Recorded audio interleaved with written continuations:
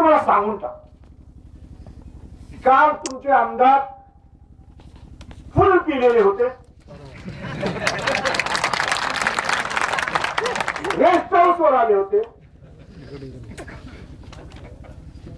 Rest house वर खालच्या बाजूला त्यांची रूम होती. मला रामराव पाटील कसं काय काय काम आहे का? तुमच्याकडे काय काम? तुमच्याकडे काम माझं घेऊन येणार नाही शिंदे. नाही म्हणलं रामराम केले गेले तर ते काउंटरवरचा माणूस आग धरला. त्याला काय म्हणत इतकं पिऊन येते म्हणतात बाहेर वास येते म्हणून. बरं झालं काउंटरवर थांबलं नाही ना तर मला उलटी झाली असते. आता त्या आमदारांनी काय द्यावं पुण्यनगरीमध्ये? हे स्टंटबाजी आहे.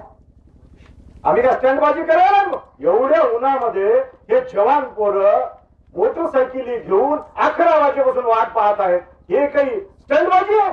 अरे हे आमच्या हृदयाचं आमच्या जीवनाचं हे सगळं दिसतंय. मी पत्रकारांना चहा तरी पाजवायला का विचारा. आम्ही खोटं बोलत असं शेतकरी पत्रकार खोटं बोलतील का इथं समोर? मी त्यांना चहा तरी पाजवला का? त्यांनी गेले 3 दिवसापासून बातम्या लिहित आहेत. मोठमोठ्या 4-4 कॉलमच्या बातम्या लेंडी धरणावर येत आहेत. त्या आमदाराला सांगा की ह्या काही बातम्या चहा पाजून दारू पाजून आलेल्या नाहीत, तर इथं शिस्त आहे म्हणून ते लिहित आहेत राजे हो.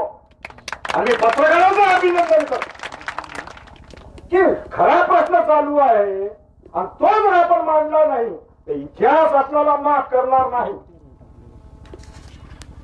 हे चालू झालेलं आहे. हजारो शेतकरी इथं जमलेले आहेत. इथं माता भगिनी जमलेले आहेत. आदरणीय साहेबांनी याच्यावर पूर्ण अभ्यास करून मांडणी करायचं ठरवलेलं आहे.